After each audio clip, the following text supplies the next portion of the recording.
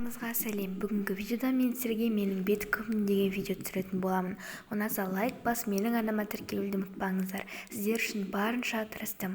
Ал енді видеомызды бастайық. Ең алдымен әрине де қолым кір, сондықтан да қолымызда қаншама бактерия болады. Ең алдымен қолымды жақсылап тұрып, тазалап шығамын. Қолымды жуып болғаннан кейін осы сейдо умывашкасымен жуып шығамын. Яғни гель для умывания және осы щеткамен қолданамын.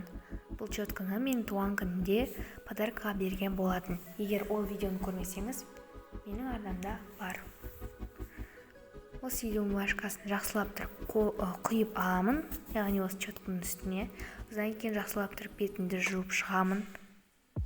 Олардың пайдасы өте көп.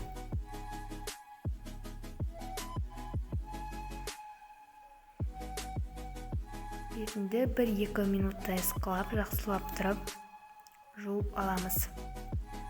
Алдымен де қолдансаңыздар ыңғайлы. Екі жағда бір жағымен массаж жасайсыздар, екінші жағымен бетті де тазартасыздар. Сондықтан сіздерге осындай щетканы кеңес беремін. Егер алайын деп жатсаңыздар, таңдау болып жатса, жақсылап тұрып бетімді жуып алғаннан кейін осындай алоэ масканы қолданамын.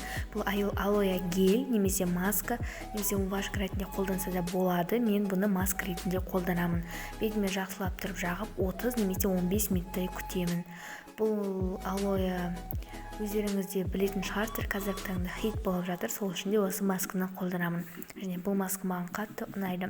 Бұл бетті нәрлендіреді, ылғалдандырады, жалпы айтқанда өте керемет маска. Бетіме жақсылап тұрып жағып аламын да 30 минуттан кейін бетімді жуып тастаймын. Және сіздерге бұл видео ұнайды деген ойдамын.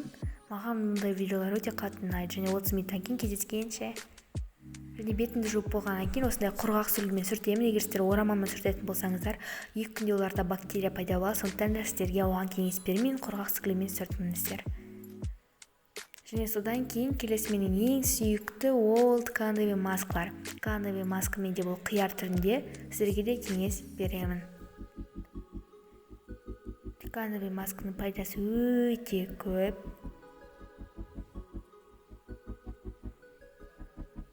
Және оларды күнделікті қолдансаңыздар да өте керемет болады. Бірақ айына 1-2 рет немесе аптасына 1-2 рет өздеріңіздің мүмкіндіктеріңізше қолданыңыздар. Бетіме осылай жабыстырып аламын. Жақсылап тұрып. Бұлар бетіңізді ылғалдандырады, тыныштандырады.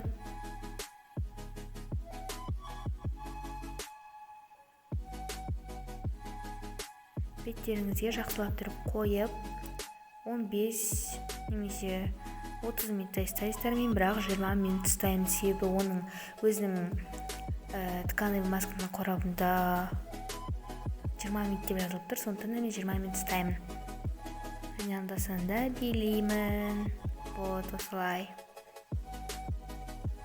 Одан кейін бетімдегі масканы алып, уақыт өткеннен кейін бетімдегі қалғанын жақсылап тұрып мойныма және бетіме жағып шығамын. Жалпы айтқанда бетімді ылғалдандырамын. Себебі олардың пайдасы өте көп. Одан кейін детский крем қолданамын. Бұл крем маған қатты ұнайды. Негізі түрде Nivea кремін қолданып жүргенмін, бірақ та ол менің бетіме жақпады, сондықтан осындай детский кремді қолданып жүрмін. Бетіме жақсылап тұрып жағып шығамын. Сіздерге берер кеңесім, кешке немесе жатарда міндетті түрде кремді қолданып жүріңіздер және мойныма да жағып шығамын. Крем себебі кремді ұмытуға болмайды. Кремнің әрқашан пайдасы бар деп ойлаймын, бірақ та өзіңіздің бет типіңізге келсе болды. Және міндетті түрде қолыма да жағып шығамын. Және бұл детский крем кішкене жағылуы қиындау, бірақ та мен жақсылап тұрып бетімді қолыма да жағып сіңіріп, жақсылап тұрып бетіме ылғалдандырады. Және бұл уходты аптасына мен жасап тұрамын. Кейбір кезде күнделікті жасайтын күндерде болады. Жақсылап тұрып жағып шыққаннан кейін осындай вазелинді қолданамын. Бұл вазелин өте керемет, эффекті прям күшті. Өте әдемі. жалпы айтқанда осымен менің видеом аяқталды. ұнаса лайк басып, менің арнама тіркеліп осы видеоға лайк басуды ұмытпаңдар. сау болыңдар.